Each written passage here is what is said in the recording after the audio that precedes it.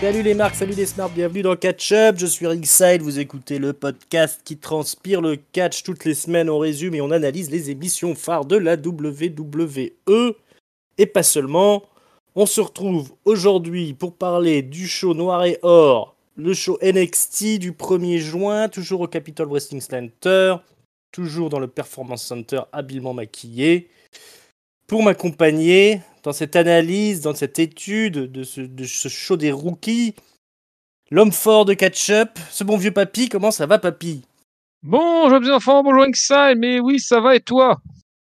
Ça va bien, j'ai heureux d'être de retour. Mais oui, ça faisait longtemps. Ça faisait longtemps, mais oui, mais tôt ou tard, on revient toujours à catch-up. Je suis content de voir que tu n'es pas trop ronchon aujourd'hui. Mais non, j'ai survécu à la canicule. T'as survécu à la canicule, voilà. On s'est bouffé les orages, la grêle, le soleil, on a eu tous les temps en quelques temps. Mais effectivement, on en a rien à foutre. On est venu pour parler de NXT. Alors, on a quand même, je crois, pas mal de choses qui sont en ligne, hein, mon bon papy. On va peut-être faire la retape avant de commencer l'analyse. Il y a déjà,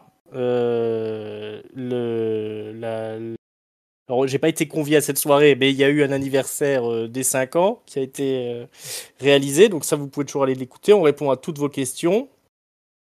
Soirée privée. Soirée privée. On a également un nouveau You Talk Too Much qui est sorti avec Axel, le patron des Cahiers du Catch, le site légendaire dont on est tous un peu les enfants illégitimes. Et oui, allez écouter papa. Voilà, c'est tonton Chris qui a déterré ce dinosaure du monde des fans de catch français, qui va vous parler un petit peu de la jeunesse de ce site et puis un peu comment ça se passait quand on était fan de catch à une certaine époque et qu'on aimait bien écrire de longs textes pour délirer un petit peu sur l'univers du catch. Voilà, tout ça c'est You Talk Too Much, c'est en ligne. On a des grosses choses aussi qui arrivent, hein, puisque la semaine prochaine, vous aurez l'interview de Tristan Archer, toujours par tonton Chris. Bim! Bam! Et voilà, l'actuel number one contender de la SV. Il est aussi à la fédération belge. Bodyzoy ou Bodyzoy, voilà, je le tiens. Bodyzoy, grosse actu pour Tristan Archer, l'homme fort du catch français, hein, le catcheur français actuel. Il vous raconte tout dans son émission avec tonton Chris. Je vous recommande. Hein, souvenez-vous qu'il avait participé au Cruiserweight Classic sous le nom de Clément Petiot, Tristan Archer. Il a fait un petit tour du côté de la WWE. Il a bossé aussi à la Progress. Il va vous raconter tout ça.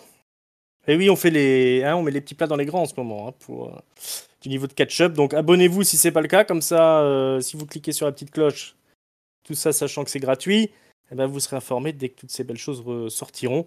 On a aussi évidemment une review de Monday Nitro. Yerem et Tomanette, je crois, accompagné de Tonton ou de Zigote, un des deux. C'était Tonton de mémoire. Hein. C'est Tonton de mémoire, ok. Voilà, le patron, Yerem et le tonton Chris, qui vont vous parler de Monday Nitro et de tout ce qui s'est passé. Alors, on a encore une belle avec des licenciements en série, puisqu'on a perdu quand même Braun Strowman, Murphy, Aleister Black, Ruby Riott, Santana Garrett. Tiens, on parle de NXT. Santana Garrett, elle traînait des fois à NXT, mais pas souvent. Ouais. Hein, quand tout le monde était malade, on envoyait Santana Garrett. Ben, on ne l'enverra plus puisqu'elle a été virée. Et Lana. Fait le tour. Et Lana, putain, Lana a été virée. Ah, quelle déception. Eh oui, alors on en reparlera sûrement dans un comptoir du catch assez prestement, j'ai envie de dire. Mais voilà, il se passe beaucoup de choses à la WWE. On n'en a peut-être pas parlé. Mais bon, on va vous laisser tout ça en suspens, à moins que tu aies quelque chose à dire de spécial, papy. Non, mais effectivement, je pense que on aura l'occasion d'en débattre plus tard de ces départs, et puis voilà. Quoi. De toute façon, il concerne un peu moins NXT. Je ne sais pas s'il y aura une charrette NXT spéciale qui se prépare. Parce que Santana Garrett, elle était NXT, mais en même temps, à chaque fois, on disait: «Elle est proche du main roster, elle est proche du main roster». Bah, Hmm, voilà, elle est tellement proche qu'elle s'est fait virer. Cadeau. c'est ça. Elle était dans les limbes entre NXT et le main roster. Et finalement, elle ira plutôt à Paul en Pro Wrestling pour des matchs assez phénoménaux. Donc voilà, il y a du potentiel pour la All Elite Wrestling de recrutement, hein, des enfants. Mais Surtout pour côté l'instant, garçon. surtout côté garçon, même s'ils ont quand même besoin de pas mal de nanas de leur côté. Mmh. Alors, on n'a pas fait de review du dernier NXT, et peut-être du précédent, je sais pas. Non, on en a Je crois loupé qu'on en un. a loupé 2 effectivement. Deux, d'accord. Donc quand même, les grosses infos, il faut savoir que Bronson Reed a battu Johnny Gargano et qu'il est Oui, désormais le champion nord-américain. tout à fait, dans un match, en cage, si je dis pas de bêtises. Un match en cage, voilà. Aucune chance pour Gargano de s'échapper. Austin Theory, hein, son acolyte du clan The Way, n'a pas pu l'aider. Et c'est Bronson Reed qui est votre nouveau champion nord-américain. Le titre qui sert un petit peu à rien. Mais c'est quand même bien d'avoir une ceinture autour des grosses hanches de Bronson Reed. Et c'est mérité pour lui. C'est mérité pour lui, on l'aime bien, Bronson Reed. On a une autre information quand même capitale, c'est la victoire de Karrion Cross sur Finn Balor. Oui, bien sûr. Voilà. Le Prince s'est fait éclater par Karrion Cross. Donc Karrion Cross, toujours dominateur, toujours champion. Et puis je crois que c'est à peu près tout de ce qui s'est passé de vraiment intéressant. S'il y a d'autres choses, on en reparlera dans cette review Voilà. du NXT du 1er juin, où il se passe quand même pas mal de choses. On a pas mal de trucs au programme. Une défense du titre tag team. Déjà, MSK affronte Legado del Fantasma. On aura une triple frite plutôt pour déterminer un number one contender face à Karrion Cross. Ça va opposer Pete Dunne à Kyle O'Reilly et Johnny Gargano, qui est toujours là. Voilà. Hein, il a Comme quoi, perdu. ouais, exactement, ça fait du bien de perdre, comme ça, tu es directement dans un match qualificatif derrière. Voilà, il a sa chance pour le championnat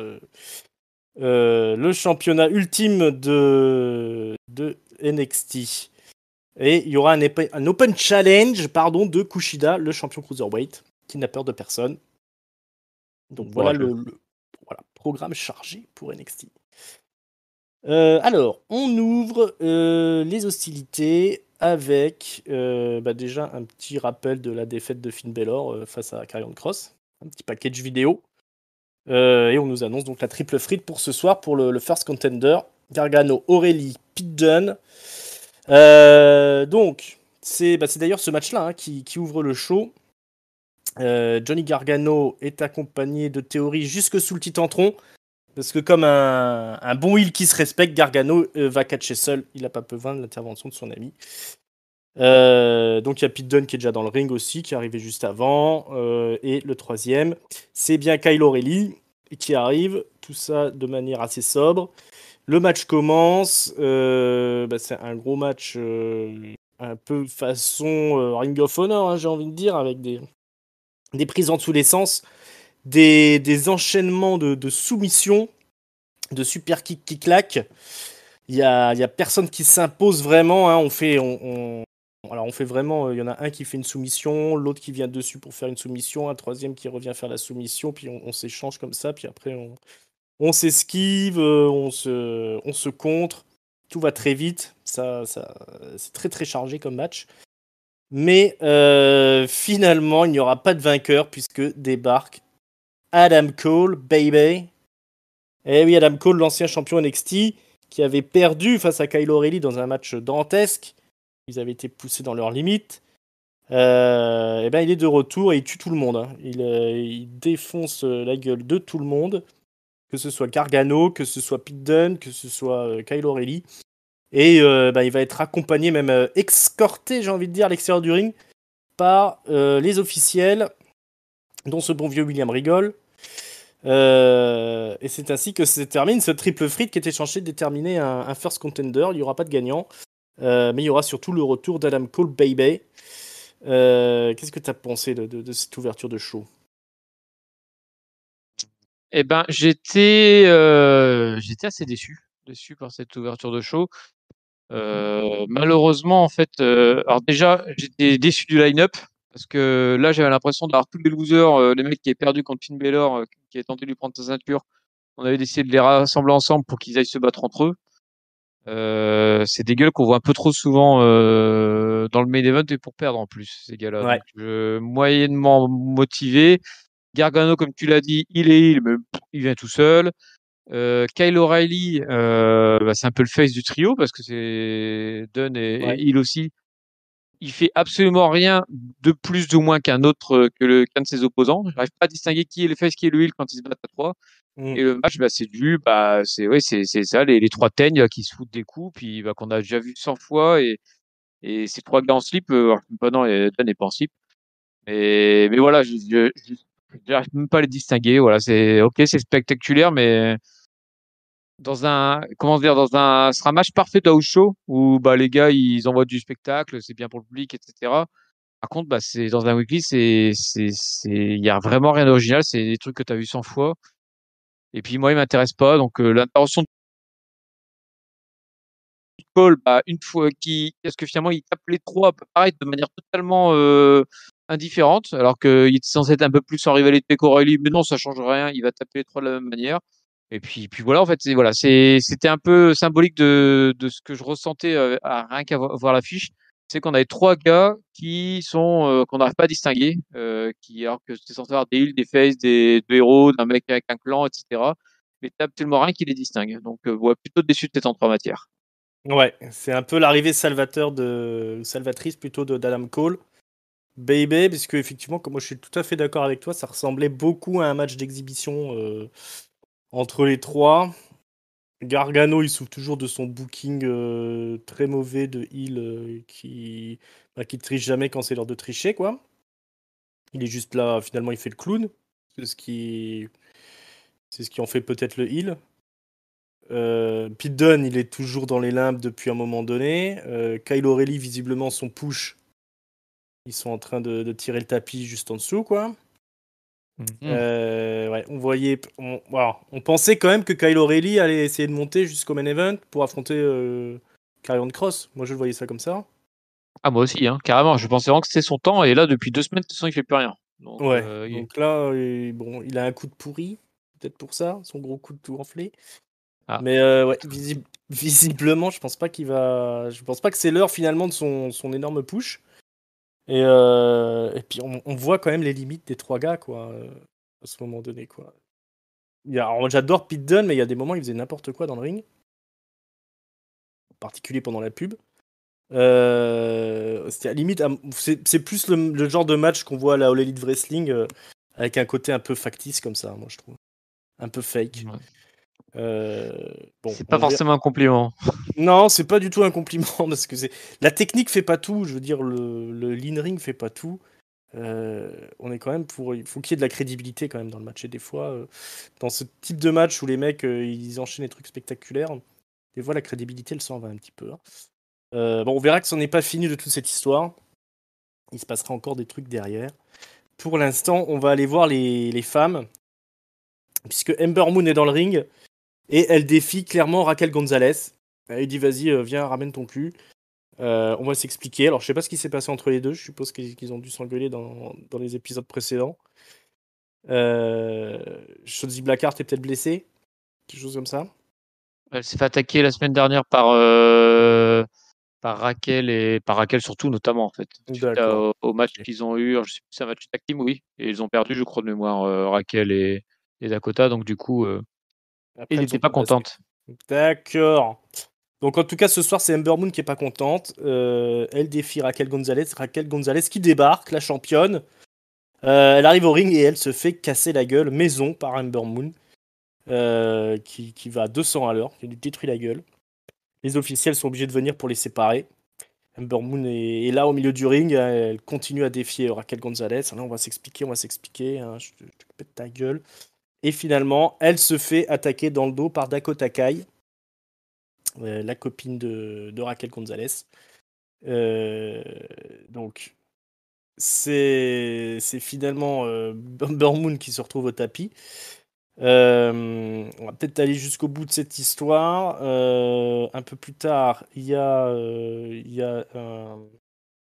une interview d'Ember Moon, encore une fois, dans les vestiaires, où elle explique qu'elle va s'occuper dans un premier temps de Dakota Kai, évidemment. Et puis ensuite, elle ira chercher le titre de Raquel Gonzalez à TakeOver, parce qu'il y a un TakeOver in Your House là, qui est prévu dans pas longtemps.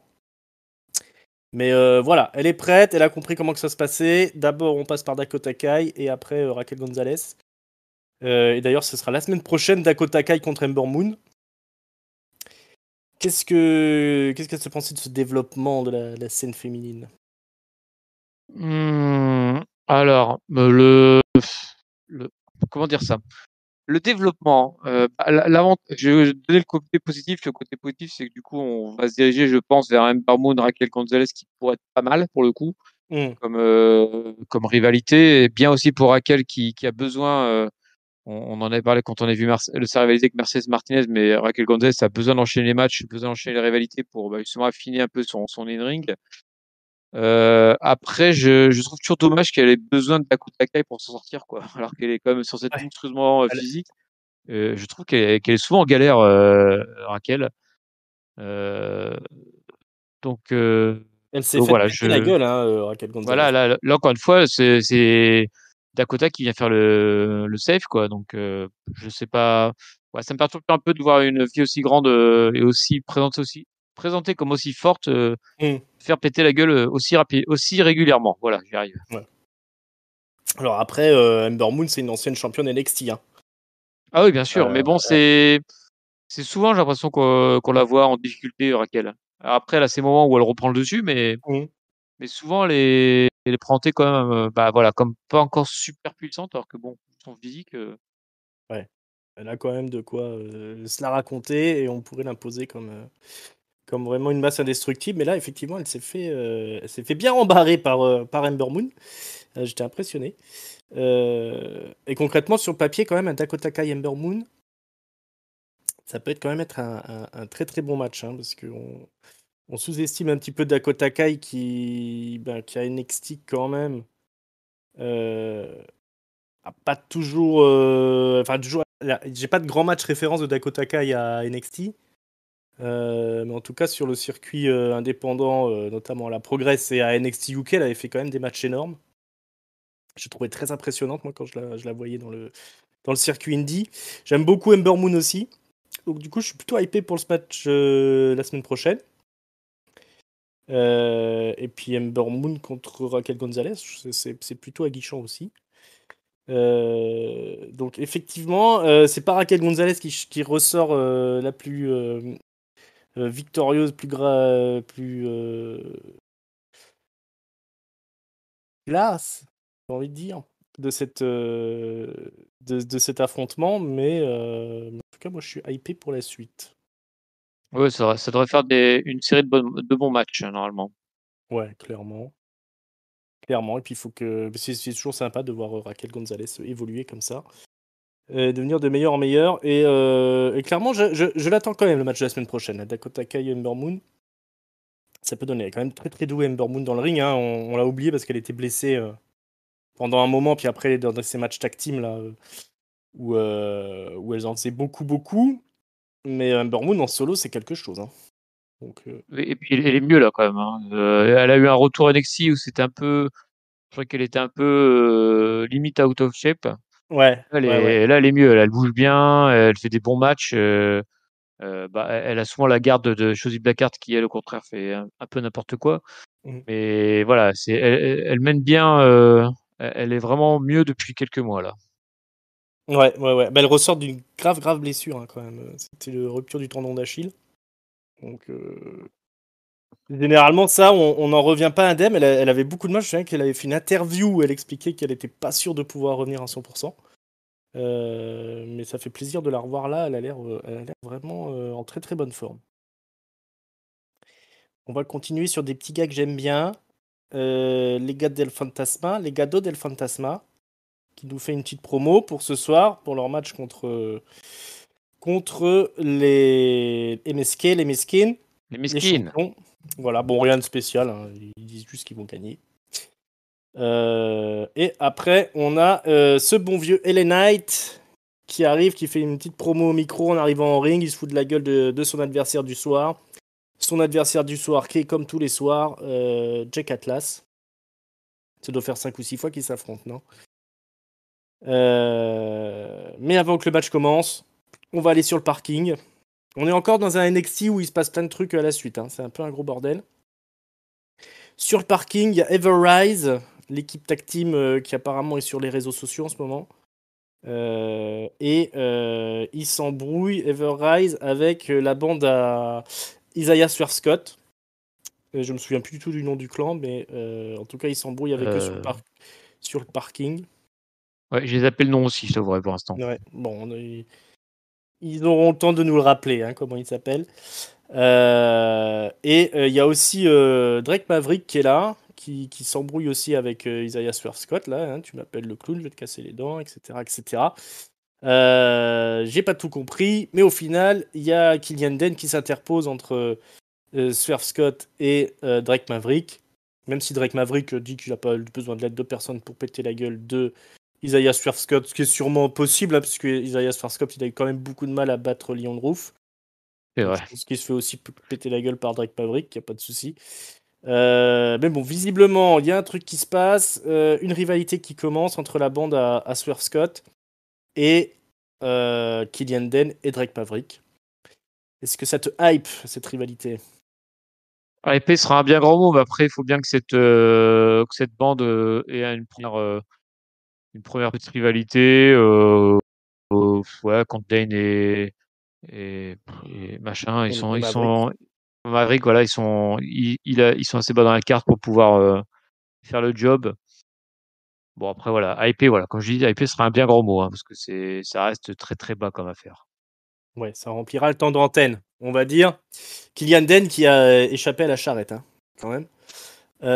Tout comme Maverick, il faut dire qu'il avait pleuré sur Twitter. Donc pour Oui, il a l'instant, déjà pris une fois dans la gueule à Charrette. ouais, hein, et voilà, il est quasiment invincible. Voilà, bon, c'est un peu la low card d'NXT là. Hein. Tout à fait. Allez, on revient au match donc qui a lieu entre LA Knight et ce bon vieux Jack Atlas. Alors, LA Knight, il se revendique comme le protégé de Ted DiBiase. Ted DiBiase, le Million Dollar Man, hein, qui arrive au ring. Enfin, du moins sous le titre en tronc pour regarder le match. Il regarde son présumé protégé LA Knight dans le ring affronter Jake Atlas et avoir bien du mal à prendre le dessus sur un Jake Atlas qui est hyper motivé, qui saute dans tous les sens, qui arrive à contrer toutes les attaques d'LA Knight et notamment les tentatives de Million Dollar Dream de LA Knight, la prise du sommeil de Ted DiBiase. Apparemment, il veut récupérer ce finisher, LA Knight, mais il n'arrive pas à le placer. Le match est vraiment disputé jusqu'à l'arrivée de Cameron Grimes qui vient discuter avec Ted DiBiase. Ça papote et ça déstabilise LA Knight qui est dans le coin du ring en train d'essayer de porter une avalanche ou un superplex à Jake Atlas. Et LA Knight va être repoussé par Jake Atlas justement parce qu'il est un petit peu déstabilisé par ce qui se passe à côté. Et il va tomber directement les couilles sur les cordes, hein, ce pauvre LA Knight. Là, Jake Atlas en profite pour faire un espèce de DDT de majorette là, sur la troisième corde. Il fait une petite roue et puis il piège LA Knight dans un DDT. C'est assez impressionnant. LA Knight ne se relèvera pas. Hein, c'est la victoire de LA Knight.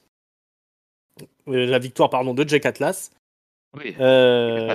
Au grand dégoût de Ted DiBiase qui finalement n'est pas convaincu par LA Knight.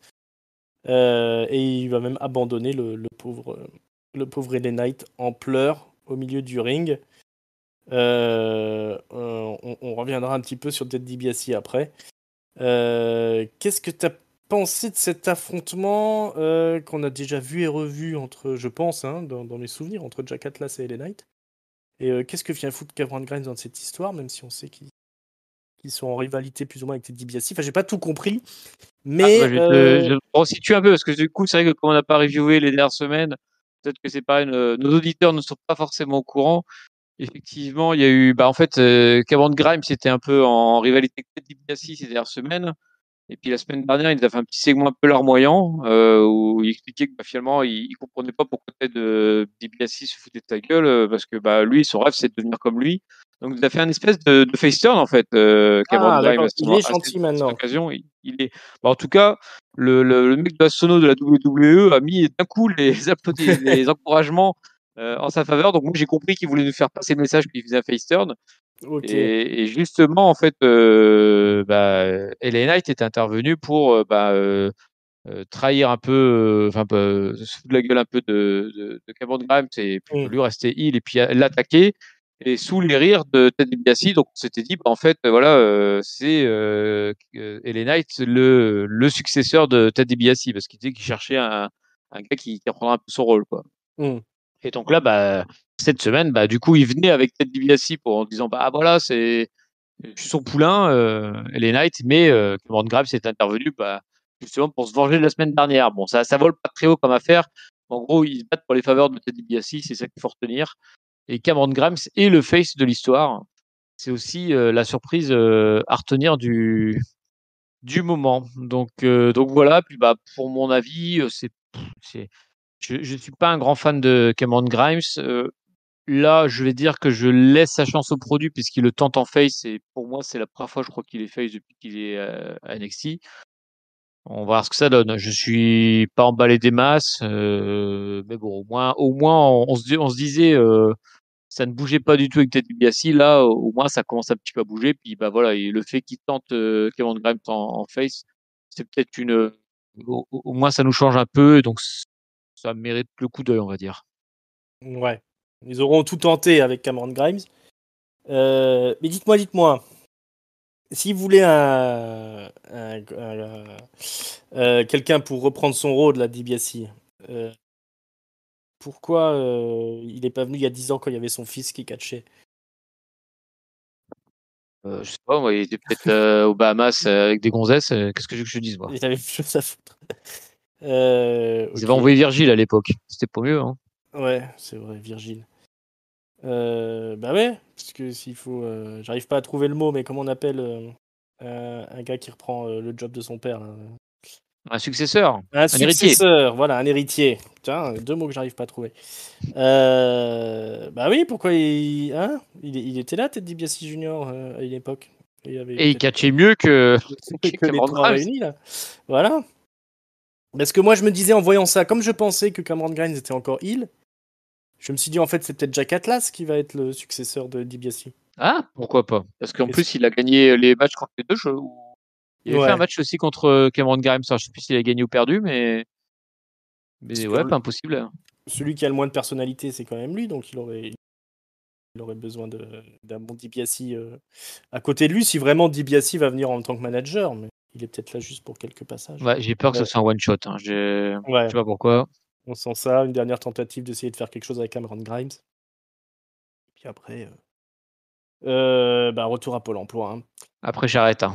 Charrette, il y en a un autre qui avait failli échapper à la charrette, c'est ce bon vieux Oni Lorcan qui est en train de s'énerver dans les vestiaires. Et il va s'embrouiller avec Austin Theory, hein, parce qu'Oni Lorcan, il n'est pas content que Adam Cole soit venu interrompre le match et écouter la victoire à Pete Dunne, parce qu'on vous rappelle qu'il est censé être en clan avec Pete Dunne, hein, Oni Lorcan. On n'a toujours pas compris pourquoi. Mais il finit par s'embrouiller avec Austin Theory, hein, qui est lui au chevet de Gargano. Et donc la semaine prochaine, je crois qu'on aura un Oni Lorcan Austin Theory. Bon, je pense bien, oui. Je crois que c'est du déjà vu aussi, ça. Oni Lorcan, donc. De son côté, DiBiase est interviewé, encore une fois. Il s'intéresse à Cameron Grimes, hein, il nous explique. Mais il y a Adam Cole qui revient devant la caméra là, pendant l'interview. Et on va suivre du coup Adam Cole qui va jusqu'au ring et qui vient confronter Karrion Kross. Karrion Kross qui va arriver au ring. Il n'a pas peur, hein, Karrion Kross, il n'a peur de personne. Donc ça discute. Adam Cole va être très méchant, hein, il va traiter Karrion Kross de Mr. Overrated, monsieur surestimé. Il dit regarde, t'es là, t'es balèze, t'es costaud, t'as la femme, c'est facile hein, d'être le mec spécial. Mais tu sais ce qu'on fait pour rendre Adam Cole spécial? Et bien on a juste à ring the bell, on sonne la cloche, le match commence et c'est là que ça devient spécial. Quand Adam Cole est entre les cordes. Il lui dit clairement t'es même pas apte à faire les nœuds sur mes chaussures, hein. You can't lace my boots, comme on dit en anglais. Et voilà, je suis tellement meilleur que toi, je suis tellement plus talentueux.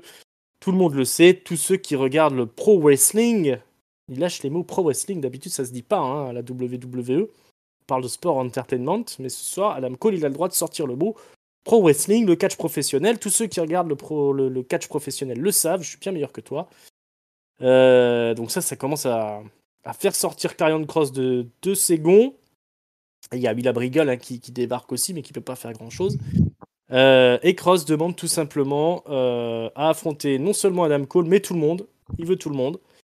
Et il organise donc un Fatal 5-Way. Donc on aura Adam Cole, justement, Kyle O'Reilly, Johnny Gargano, Pete Dunne et Karrion Kross. Vous avez bien compté, ça fait 5 personnes. Un Fatal 5-Way. C'est parti, ce sera Takeover in Your House. Et ben Adam Cole, lui, il va du côté des commentateurs, il démonte la table, il se pose dessus et il nous explique que c'est lui qui dirige le show. Donc voilà, le défi est lancé. Adam Cole en veut à la ceinture, il en veut à Karrion Kross. Et on mixe tout ça avec les contenders qu'on a eu en début de show. Et donc on a notre Fatal 5-Way entre tout le monde. Du coup, tu as été convaincu par ce retour d'Adam Cole, ce face-à-face. Adam Cole qui sort ses 4 vérités à Karrion Kross. Ouais, la promo d'Adam Cole était intense et pour le coup, il a plutôt trouvé des arguments qui faisaient mouche, hein, en expliquant Ouais. effectivement que Karrion Kross était un gars sur qui on mettait beaucoup, on investissait beaucoup de temps et de moyens pour le faire réussir, tandis que Adam Cole, ça reste un gars en slip. Ça, c'est pas totalement faux. Sur ce point-là, le reste après, bon, le fait que ça se finisse en match à 5, je l'ai senti venir assez vite personnellement, parce que je voyais pas Adam Cole piquer la place de tout le monde, ou alors c'était vraiment enterrer les trois autres cons. Là, du coup, ils vont être à 4 couillons à tourner autour de Karrion Kross et puis bah, ça va mettre certainement, ils vont certainement l'éliminer pour qu'à la fin ils reviennent et qu'ils éclatent tout le monde. Et s'ils pouvaient les éclater définitivement, ça serait bien, comme ça on passera à autre chose, parce que là, bah, on parlait des trois couillons qui tournent autour du main event depuis un bout de temps. Bah, Adam Cole, c'est le quatrième, hein. Là, ça fait vraiment on a vraiment tous les cas un peu similaires. Bon, Adam Cole, il y a à la différence que lui il tient bien le micro, contrairement aux trois autres. Ouais. Mais sinon, c'est voilà. Bon, à la limite, quitte à avoir tous les mêmes gars qui viennent se positionner, autant tous les avoir d'un coup. Ça devrait être spectaculaire, mais voilà, j'espère vraiment qu'une fois que ce match sera terminé, Karrion Kross passera à autre chose là, parce que moi j'en peux plus les voir. Ou alors il faut que eux changent quelque chose dans leur personnage et dans leur histoire. Je désespère, je laisse une chance à Kyle O'Reilly qui du coup se retrouvera le seul face des 5. Putain, s'il n'arrive pas à s'imposer comme face à ce moment-là, on peut plus rien espérer de lui, quoi. Là, il faut vraiment qu'il fasse quelque chose et qu'il joue le babyface à mort, hein. Ouais. Voilà, il faut qu'il se distingue. Mais j'ai peur qu'on soit sur un face turn d'Adam Cole.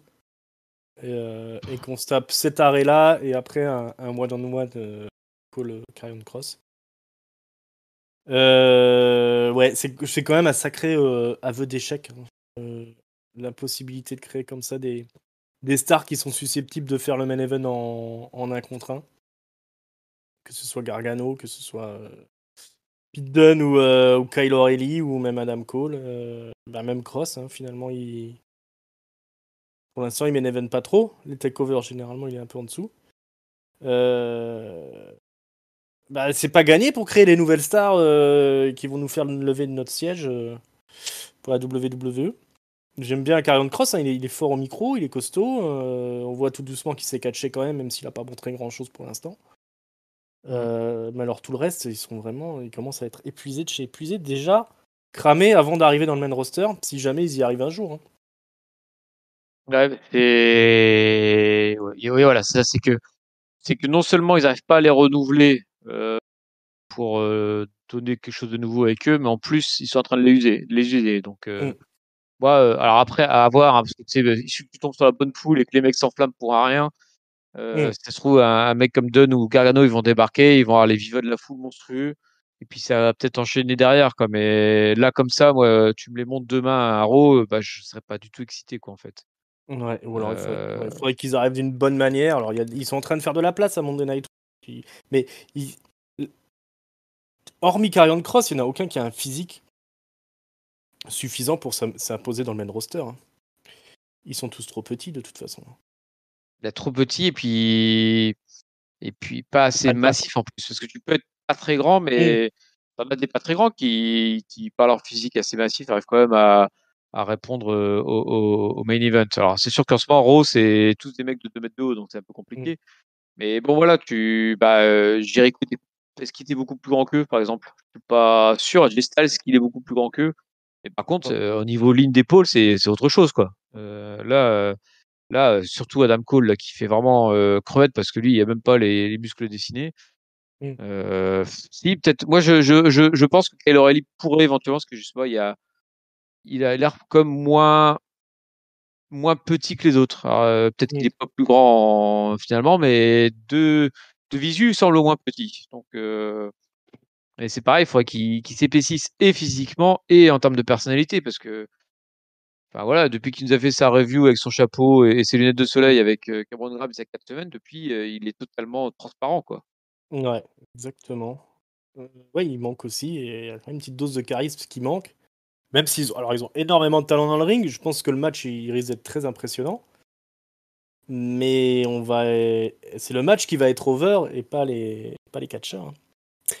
J'en ai peur, j'en ai peur. Franchement, quand j'ai vu l'opener cette semaine, je me disais c'est le first contender pour le titre cruiserweight quoi. On est Bah, ça pas, pourrait, hein.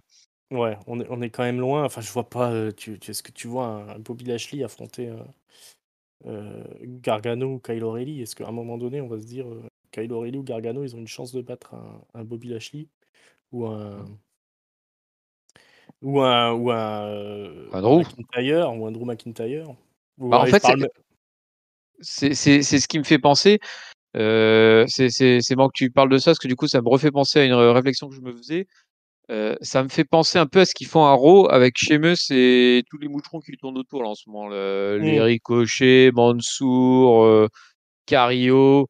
Et là, c'est exactement la même chose que j'ai avec Karen Cross et tous les autres. Alors que bah, les autres, bah, autant Sheamus, tu sais que c'est avec des petits jeunes que bah voilà, ils tournent un peu autour, c'est l'occasion pour eux de se mettre un peu en lumière, tout ça. Autant là, bah, on te les prend limite comme des main eventers, mais t'as personne qui semble avoir l'étoffe de l'être vraiment, quoi. Donc, c'est un peu bizarre comme sensation. ouais, ouais. Surtout qu'on est quand même dans le show de développement. Donc je ne sais pas. Bon, reste qu'on aura sûrement un très joli Fatal 5-Way s'ils font ça sérieusement.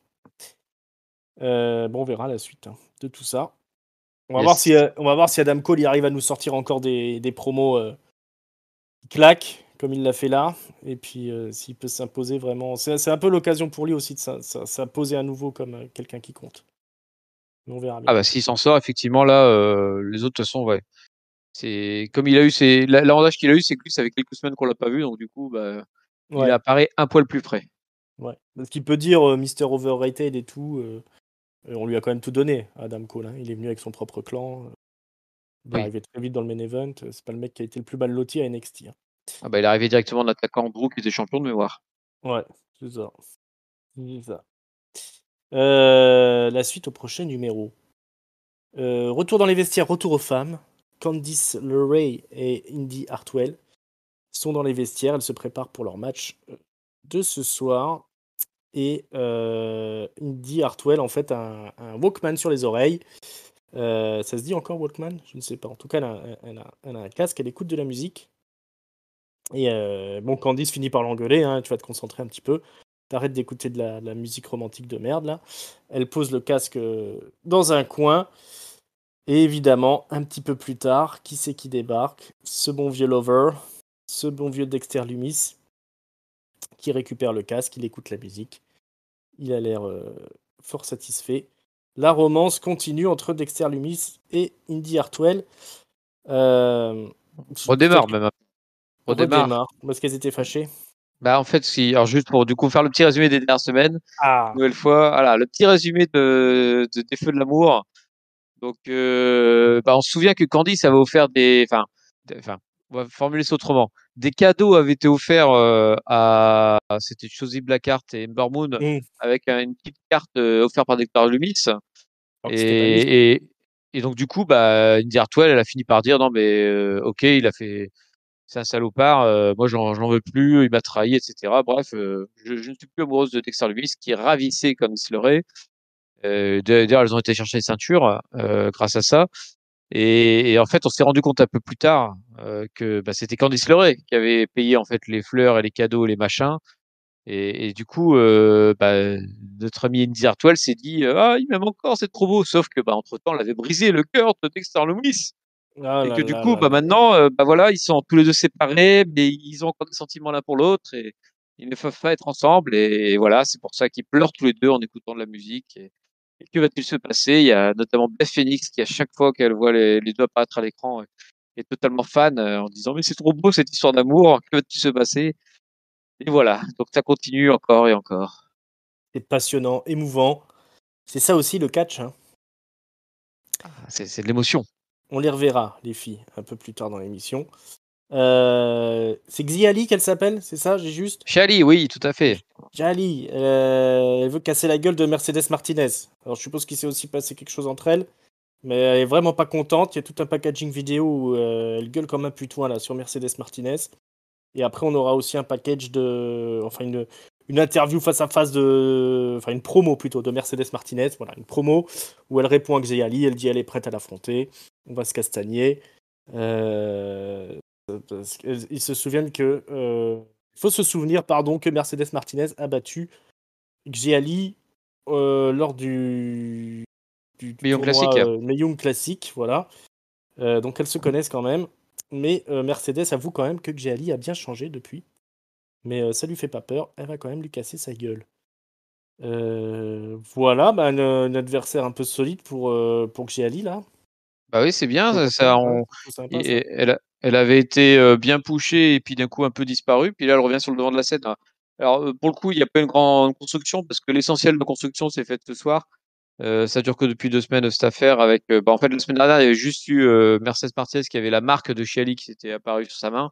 Oh merde. Et on s'était dit, oula, il se passe un truc, c'est magique, Mm. etc. Et maintenant, il explique, et j'ai trouvé ça plutôt sympa qu'il fasse la référence au Million Classique parce qu'on se demandait pourquoi d'un coup elle était tombée dessus. Bah là, c'est plutôt bien Shelley qui explique bah, que bah, lors de son pré-match à la WWE, l'autre elle l'avait démonté et qu'elle veut se venger depuis. Bah voilà, il y a quasiment pas de booking derrière, mais avec cette petite référence, bah du coup j'ai envie de voir la confrontation entre les deux et je crois que ça sera à Takeover cette affaire en plus, hein, ce match. Ouais, on espère. Donc bah voilà, il sort un peu de nulle part, mais j'ai envie de le voir. Ouais, ouais, ouais, non, ça c'est des trucs, c'est sympa, voilà, c'est ça qu'on a envie de voir. Jali, c'est encore une rookie, elle est en train de se construire, elle a toujours été plutôt impressionnante, moi je trouve, dans ses matchs. Ça a toujours bien fonctionné. Mercedes Martinez, c'est une vétéran qui sait mettre en valeur ses adversaires. Donc voilà, c'est plutôt sympa, hein. Surtout qu'on veut en savoir plus un petit peu sur le GLI. Tout ça, c'est bien cool. Open Challenge pour le titre Allons-y. Cruiserweight. C'est ce bon vieux Kushida qui lance un Open Challenge. Vous la connaissez cette histoire. Et eh bien ce soir, on a un petit package vidéo qui nous présente son aspirant du soir. Il s'appelle, enfin on le connaissait dans le monde indie sous le nom de Christian Casanova. Il a été signé en février 2021 par la WWE. Donc c'est-à-dire il y a 4 mois. Alors qu'il y a des charrettes dans tous les sens, lui il a été signé, Christian Casanova. Et aujourd'hui il porte le nom de Carmelo Hayes. Et ce soir donc il affronte Kushida. Bon, Christian Casanova, si vous le connaissez pas, alors on va l'appeler Carmelo Hayes maintenant, puisque personne ne l'appellera jamais Carmelo. Christian Casanova, pardon. Et ben, si vous le connaissez pas, c'est normal. Et ça fait un moment, je crois qu'il catch depuis 2008. Mais vraiment dans des fédérations indie vraiment pas très. Enfin, bon, connues, mais c'est pas les plus hautes du business, hein, Limitless Wrestling. Beyond Wrestling, choses comme ça. C'est pas connu non plus pour des shows vraiment de référence. Mais en tout cas, bon, il a un bon physique quand même. Il fait des jolis drop kicks, assez impressionnants face à Kushida, qui aura quand même du mal à avoir le dessus, mais qui finira par faire abandonner Carmelo avec une Kimura, ça s'appelle sa clé de bras. Victoire de Kushida et félicitations à Carmelo Hayes qui s'est bien battu. Est-ce que tu as été convaincu par ce nouveau catcheur?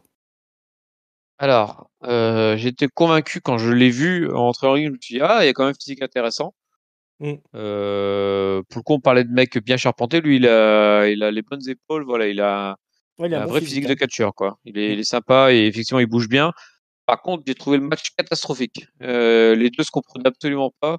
Ils passaient leur temps Ouais. à freiner, à accélérer, à se louper. Bah, alors voilà, s'il arrivait depuis, quelques mois et continue là, qui doit pas encore, bien, être adapté au catch, nord-américain, même si, bah, je trouve que ses derniers matchs étaient plutôt bons. Et Mm. là, je pense que le fait d'avoir un nouveau en face de lui, ça a pas dû aider et j'ai trouvé qu'ils se comprenaient absolument pas, donc j'ai trouvé le match très mauvais. Cependant, voilà, comme c'est un nouveau, on va lui laisser le temps de s'intégrer, mais voilà. Donc je me suis dit, voilà, le mec a l'air intéressant comme ça, de visu, mais par contre le match, pas du tout bon. Voilà, à refaire. À refaire. Ouais, bah oui, hein, c'est un peu dur d'envoyer des rookies contre Kushida, qui effectivement, comme tu dis, il est pas encore adapté à 100% au style nord-américain, comme tu dis, style WWE. Bon, bah, Christian Casanova, il ressemble, c'est quand même un peu le même type de catcheur qu'on trouve un peu partout en ce moment, hein. Bon, il a un physique un peu plus charpenté que le reste, mais t'as quand même pas beaucoup de différence avec, je sais pas, un Isaiah Scott ou Oh les si, mecs du il est comme plus épais NXT. que Swerve Scott. Ouais, il est plus épais, mais il catch à peu près pareil quand même. Il fait Ouais, des... mais bon, au moins t'as moins l'impression de voir un clochard se battre, quoi. Enfin, C'est pas faux. Il, est- il tient quand même son physique. Bon, bah on verra bien ce qu'il va nous donner dans la suite. Donc Carmelo Hayes, souvenez-vous de son nom, il fera peut-être une carrière. on Mais c'est nous quand même vend pour la étonnant. prochaine charrette. Ouais, c'est quand même étonnant qu'il l'ait signé en février, quoi, hein. Alors, je sais pas comment ça fonctionne leur. Enfin, il se passe des trucs bizarres à la WWE en ce moment. Ouais, après, faut voir les niveaux des contrats, Ouais. Il est peut-être pas payé cher.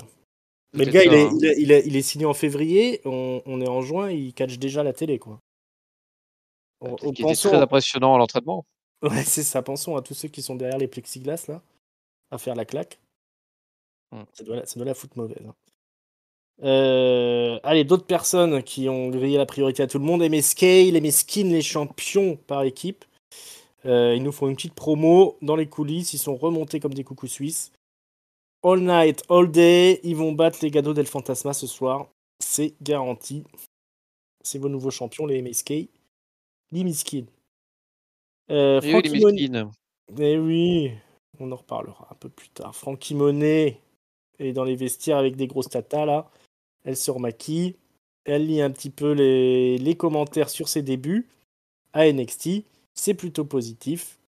Et elle nous explique que ça ne fait que commencer. Tu as vu toi les débuts de Frankie Monet? Parce que moi du coup j'ai pas vu. Oui, bah, c'était la semaine dernière, du coup, bon, un match contre, bah, il me semble que c'est contre la petite jeune là qui avait battu Tony Storm de Zayda mémoire. Ramier. Il me semble, hein, je suis même plus sûr en fait. Il y avait rien de particulier là pour le coup. Elle dit que c'était un match qui avait ébloui tout le monde. Moi, franchement, bon, c'était un début classique. J'attends de la voir contre une vraie catcheuse, quoi. Ok, alright. Frankie Monet, une catcheuse qui compte. On reste chez les filles. Zoé Stark et Zayda Ramier affrontent The Way, les championnes, Candice LeRae et Indy Hartwell. Bon, Zoé Stark quand même, elle est impressionnante. Zayda Ramier, elle est pas mal, mais elle fait 1m20, elle est pas très crédible. Moi, j'aime beaucoup Indy Hartwell. Je trouve quand même très impressionnante dans le ring. J'aime bien son physique, j'aime bien sa manière de catcher là, avec ses grosses descentes du coude. C'est la victoire des championnes, évidemment, avec l'enchaînement de finisher là, de Candice et d'Indy. Grosse descente du coude, hein, comme je l'ai dit, d'Indy Hartwell. Bon, Zoé Stark n'a pas démérité. Zeda Ramier, bon, elle a du talent, hein, mais j'ai un peu du mal à, à adhérer à des catcheuses qui ont des gabarits aussi petits. Qu'est-ce que tu as pensé, toi, de ce petit match d'exhibition? Ouais, T'aimes bien, toi, vraiment pas grand-chose. pas grand-chose. Vraiment pas grand-chose. C'est vrai que je sais même pas si j'ai vraiment regardé attentivement. Je n'ai pas. Ils sortent un peu nulle part et il est reparti un peu nulle part Bah, c'était ce pour petit combien de temps match. d'antenne? Mm. Mais je suis comme toi, je suis d'accord avec toi. J'aime bien Ida Hartwell et j'aimerais bien qu'elle prenne le dessus dans sa tag team parce que je elle est pas encore. C'est quand on parlait de Raquel Gonzalez, c'est un peu pareil pour elle. On sent qu'elle est encore un peu green sur certains aspects, mais ça commence vraiment à devenir intéressant. Donc Ouais, je la suis avec intérêt. ouais, bah pareil. Non, bah, je trouve elle est bien là où elle est. Progresse doucement, mais sûrement. Pas de fausses notes. Elle ne démérite pas à côté de Candice LeRae. Non, j'aime vraiment beaucoup cette catcheuse. Moi qui m'intéresse pas trop au catch féminin. Je peux dire que je suis sous le charme.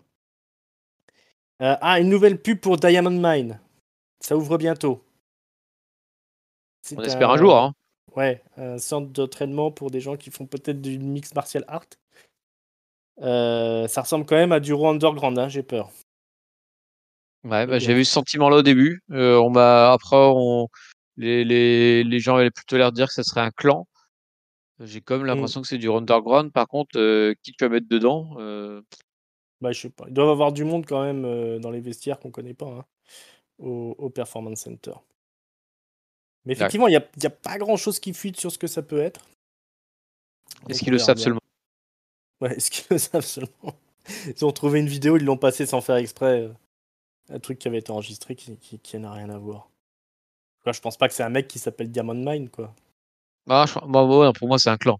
C'est un clan, Après, hein, on ou un... verra, mais ouais, si ça se trouve, ils vont dire un jour, bon, bah alors attends, on va prendre Alia, on va prendre, Mm. Machin. je sais pas moi, Cameron Grimes, allez hop, on va prendre n'importe quel con qui passe, et puis hop, hey, Diamond Mine, On leur met des masques et puis ils cassent un voilà, transformateur, ils Tro- foutent le feu. tronçonneuse pour couper des Mm. cordes, et puis Voilà. allez-y les Une gars. invasion. Ça va aller loin tout ça. Ouais, bon, bah, on n'en saura pas plus. C'est l'heure du main event. Le Oui, championnat tag team est défendu. Les Mexicains de Legado del Fantasma, donc Joaquim Wild et Raúl Mendoza, affrontent les Miskin, Wesley et je sais plus comment. Donc, un gros match tag team, hein. Évidemment, ça saute partout. On se croirait à la X-Division, encore une fois, de Impact Wrestling. Les MSK, quand même, ils arrivent. Laurent saute partout, ils tirent la langue, ils font pitié un petit peu. Mais bon, peut-être que ça marche chez les jeunes, ça, je sais pas. Donc, ça se fout sur la gueule. À un moment donné, il y a les Young Grizzly qui débarquent. Donc, Gibson et Drake, je crois qu'il s'appelle l'autre. Mais bah, ils restent pas longtemps parce qu'ils sont vite attaqués par Timothy Thatcher et bordel de merde, comment il s'appelle le oui, merde, j'ai oublié du coup. l'ancien pote à Gargano. Champa, Ciampa, Tommaso Ciampa, voilà. Ils débarquent et ils attaquent tout de suite les Young Grizzly vétérans, donc ils ont le temps de rien faire. Ça part sous le titre entrant, ça retourne dans les vestiaires. Merci d'être passé. J'étais pas du tout content de les voir, hein, les Young Grizzly vétérans. Je suis qu'ils soient fait éjecter assez rapidement. Le match continue. Il y a Santos Escobar quand même qui est venu accompagner ses copains de Legado del Fantasma qui va interférer dans le match. Il va s'occuper d'un des deux des MSK, Wesley, je crois, et l'envoyer dans les escaliers de fer. Mais ça suffira pas pour la victoire de MSK. Surtout qu'il y a quand même Branson Reed qui débarque à un moment donné de on ne sait pas d'où. Du Diable Vauvert, il vient et il écrase Santos Escobar contre les plexiglas. Hein, vous voyez le gros Branson Reed là, entre Bam Bam Bigelow et je ne sais pas qui. Il débarque et il écrase Santos. Ça permet à MSK de reprendre un peu le contrôle du match et de placer leur finisher pour la victoire. Donc les champions conservent leur titre après un match acharné. Les Gado del Fantasma n'a pas démérité. Santos Escobar s'est fait aplatir. Bronson Reed était là aussi. Les Young Grizzly vétérans et Ciampa et Thatcher sont venus faire un petit coucou, mais sans grand intérêt. Est-ce que tu as été comblé par ce main event? Alors, j'ai un souci avec ce main event, mais alors c'est pas du tout lié à NXT. C'est lié à moi, c'est qu'en fait, je me suis fait spoiler le résultat avant de le regarder. Et donc, Ah, du coup, un match pour une ceinture, quand tu as déjà le résultat, ça enlève déjà une grosse partie de l'intérêt. ouais. Et malheureusement, du coup, j'ai pas réussi à emballer pour ce match qui était pourtant plutôt bon, parce qu'en plus, j'aime bien les deux équipes. Même Mm. si Meskin, pour l'instant, j'ai toujours un peu les pauvres Meskin, j'ai toujours du mal à les distinguer l'un l'autre. Même si ils se ressemblent pas, mais bon, j'y arrive Je pas ne quand sens même pas pour du tout, l'instant. mais c'est quand même Mais bizarre. voilà, j'ai besoin il faut qu'ils trouvent un truc dans leur personnalité. J'arrive pas à associer leur nom avec leur tronche pour l'instant. Mm. Et, mais voilà, mais les Logado de Fantasma, j'aime bien aussi. J'ai bien aimé Bronson Reed qui vient éclater le chef des héros de Fantasma, qui est donc Santos Escobar. Contre le Plexi, là, ça faisait vraiment la grenouille qui se fait écraser par un camion. Ouais. Euh, les autres cons qui sont intervenus, qui se sont fait chasser, ben, effectivement, je pense que c'était vendu superflu, ça, pour le coup. Mm. Ça n'avait pas intérêt. Voilà. Donc, un bon match. Je m'en veux juste moi-même d'avoir été spoilé avant et du coup de ne pas avoir eu là, le suspense du résultat. Ouais, c'est un peu pareil. Je savais que les Gato del Fantasma avaient gagné, donc du coup, Perdu. euh, perdu, pardon. Ouais. Du coup, ça enlève un peu de la. C'était quand même une affiche qui méritait d'être à Takeover, ça. Les Gato del Fantasma, ils méritent quand même d'avoir une vraie chance pour le titre. Pas juste un petit match en weekly.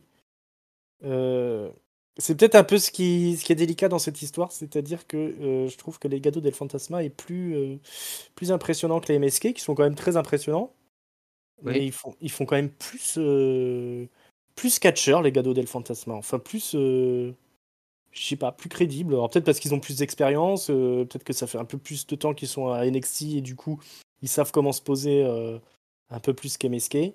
Mais ils les ont peut-être poussés un peu vite, un peu trop haut, les Mesquines, hein.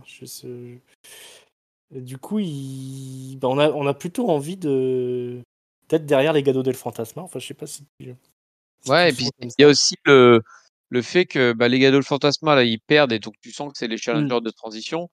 Et les autres challengers qui sont derrière, ils sont pas forcément plus intéressants. Là, les Grizzly Young Veterans Ouais, ou on n'a pas envie de les voir. Ciampa Mm. et Thatcher, j'ai pas envie de plus les voir que les Gadol Fantasma qui, pour le coup, sont un clan plutôt bien foutu. Ils ont fait des segments micro sympas dans le passé. Enfin voilà, ils ont une identité, ils ont un catch bien aussi sympa. Ils pourraient passer face, je pense.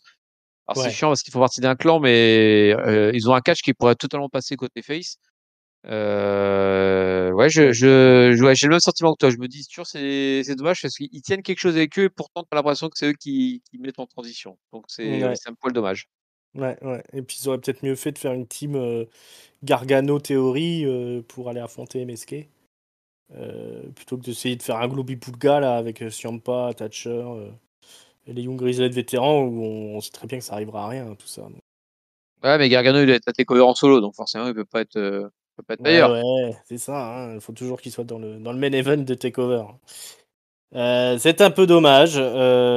Ça pilonne un peu ce main event qui était quand même de très bonne qualité, hein, j'ai envie de dire. Oui.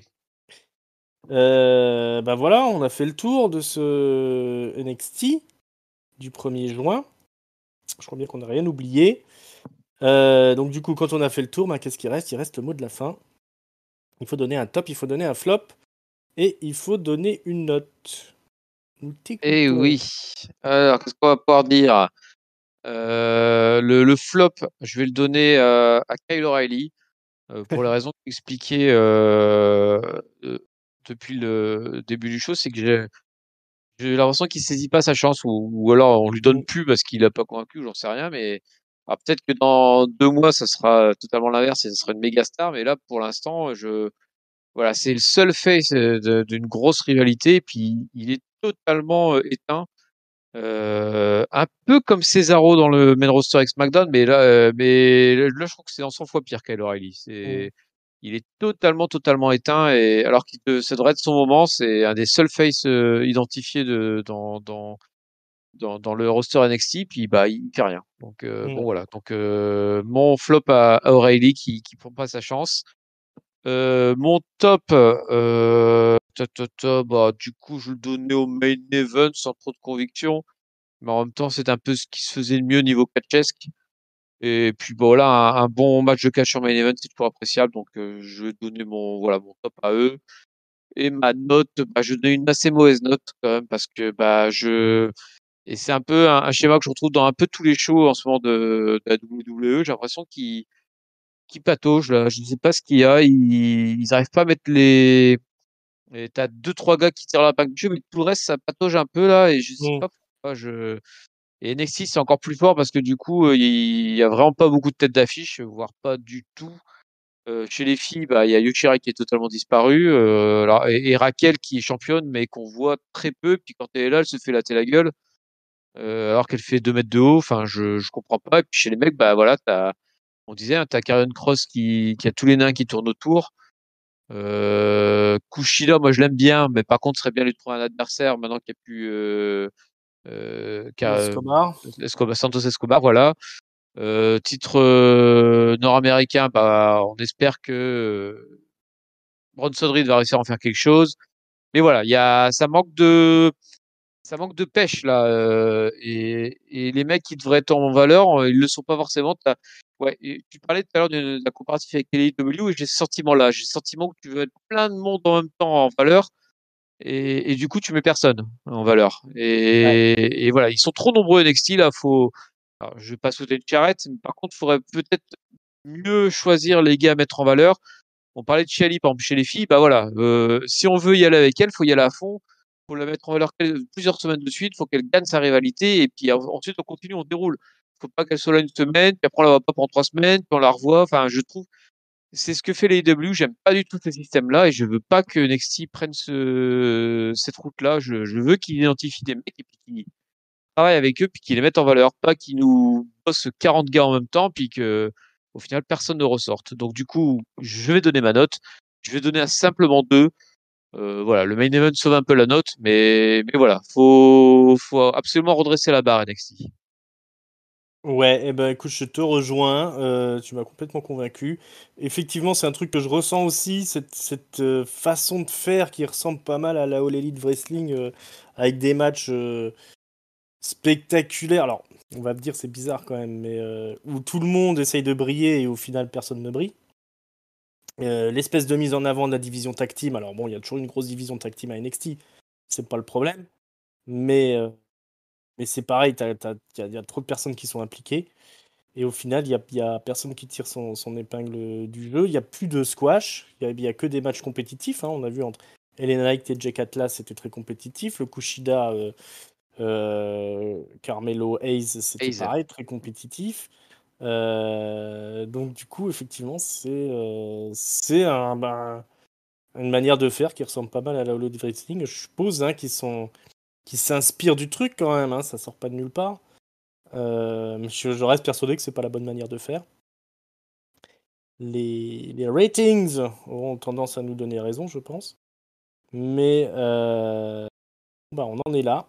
Et effectivement, je vais mettre la même note que toi, je vais mettre un 2.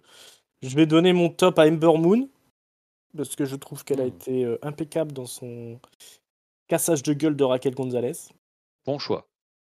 Et je vais donner mon flop.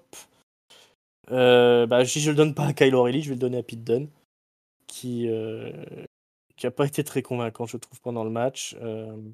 Faut qu'il arrête aussi avec ses cassages de doigts et c'est tout ça, c'est pas ce qu'il y a de mieux dans son catch. Il y a des passages quand même où il était assez ridicule, je trouve. Alors pourtant, j'adore Pete Dunne, hein. Je trouve qu'il a fait des matchs qui étaient énormes l'année dernière, l'année d'avant. Maintenant, il y a à faire des gros matchs en pay-per-view et il y a assurer quand on est en weekly chaque semaine. Et il a ce défaut de beaucoup de catcheurs qui ont un peu trop travaillé à l'indie, qui sont pas trop capables de faire des matchs de weekly. Du moins pas des matchs de weekly intéressants. C'est un peu la limite de Pete Dunne s'il veut bosser à la télé dans les années qui viennent. Euh, il paye le prix, hein, du fait d'avoir voulu essayer de pusher tout le monde en même temps. Et finalement, on est vachement déçu. Et on reste sur notre faim. Surtout que c'est censé être le moment de Karrion Cross quand même. Alors j'espère que Karrion Cross va démonter tout le monde Faut pas le dévouer quand même. Hein. Qui les tue là, franchement. Ouais, et qui reçoit triomphant Roman Reigns style, hein, j'ai envie de dire. Ou Brock Lesnar style, enfin voilà, Brock on est Lesnar d'accord, style, il faut qu'il tue tout le monde là. Hein, il y a un mec qui doit être au-dessus du lot, c'est Karrion Cross en ce moment. Le reste, de toute façon, ils sont cramés. Hein. Je les aime tous, hein. C'est des mecs qui m'ont fait rêver dans le circuit indie, à la Ring of Honor et tout ça. Mais là, pour le futur de la WWE, il faut quand même sérieusement penser à construire des mecs qui soient crédibles quand ils arrivent sur USA ou sur Fox TV. Hein. Et je pense pas que les crevettes de la Ring of Honor, ce soient les bonnes personnes. Surtout pour faire ça, mais effectivement, il prendrait juste le temps de, je sais pas quoi dire. Ils en prendraient un parmi tous ceux-là en disant tiens, je travaille un peu le personnage, tout ça, et les autres, je les mets sur autre chose. J'en mets un en tag team, j'en mets un avec Kushida, parce qu'en plus, ils pourraient tous aller chercher le titre de Kushida, comme tu disais. Bah oui. On dirait des contenders au titre cruiserweight. Tu les dispatcherais tous un peu là, quitte à en éloigner du main event et t'en travaillerais vraiment un bien. Tu t'arriveras peut-être à faire quelque chose en fait. Mais là, voilà, c'est ni fait ni à faire. Ouais, Glooby Boulga. Bon bah voilà, c'était un peu triste, hein, mais c'est notre constat de la semaine. On vit une période assez sombre hein, pour le catch là depuis une semaine. Les ratings sont en berne, que ce soit à SmackDown, à Raw, même du côté de la Elite, All Elite Wrestling. Ils ont atteint le fond du fond là. Ils ont été déplacés le vendredi et du coup le public n'a pas suivi. On est aux alentours de 500 téléspectateurs. Au Raw, on est à 1,5 million, je crois, et SmackDown, on est en dessous des 2 millions. Alors, il y a le côté. Basket. Il y a le basket. Il y a le Thunderdome, quand même, qui est usant. La gueule de bois après WrestleMania. On espère que le retour du public va sauver la situation. Mais en tout cas, c'est une période sombre pour les fans de catch. Hein. Je sais pas comment tu le sens, mais. Ouais, et ce qui m'étonne, c'est que il y a 2-3 semaines à peine, c'était pas si mal en fait. Je trouvais que même Raw était en train de se relancer, et puis là, d'un coup, ça a plongé. En fait, c'est marrant parce que alors je sais pas si c'est lié ou pas, mais c'est au moment où ils ont dit attention, les ratings vont être moins bons parce qu'il y a le basket qui arrive en face. Et ben d'un coup, les émissions sont devenues moins bonnes elles-mêmes. Alors est-ce que du coup, ils ont voulu tenter un autre style pour se démarquer, ou ils se sont dit bah on fait aucun effort, de toute façon, on va prendre là une branlée, donc autant garder les bonnes histoires pour après. Peut-être, hein, c'est peut-être ça. Peut-être que du coup, ils voient le public arriver dans maintenant un peu plus d'1 mois.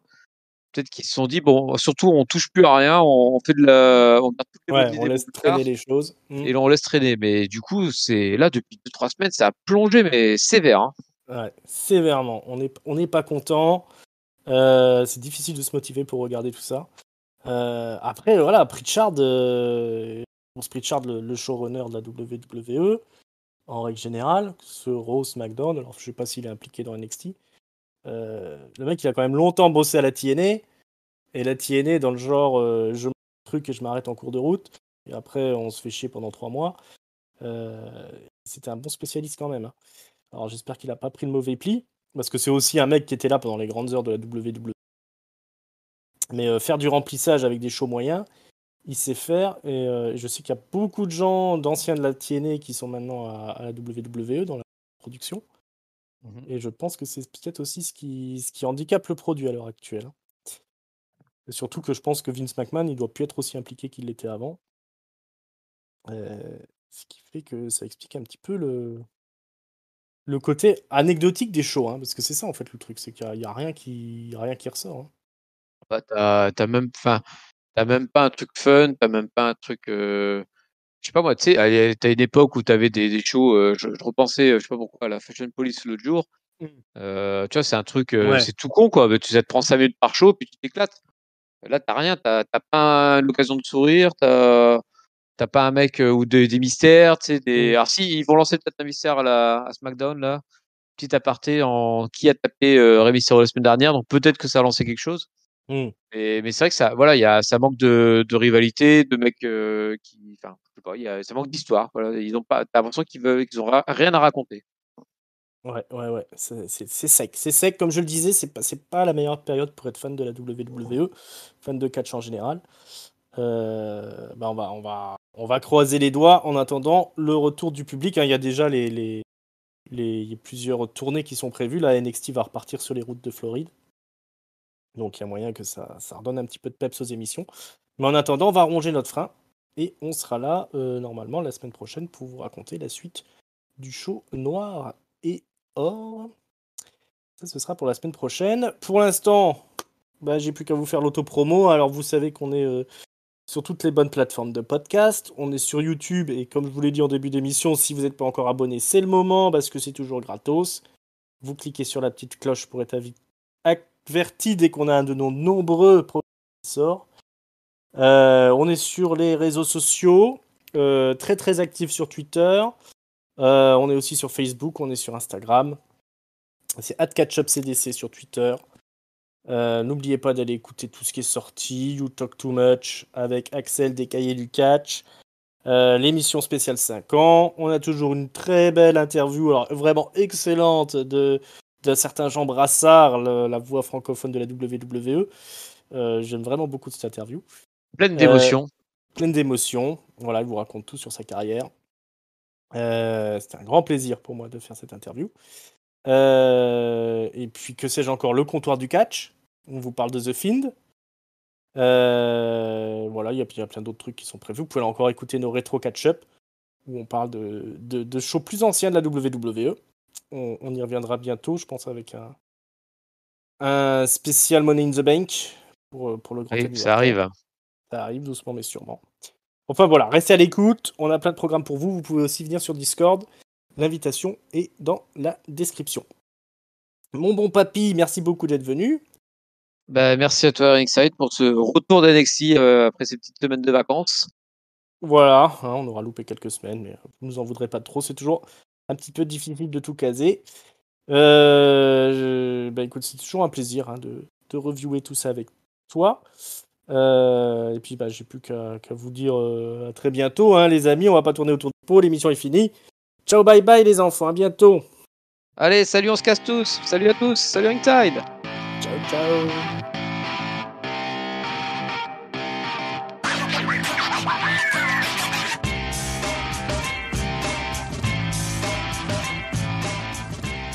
C'est un show pas terrible. Pas terrible, pas terrible.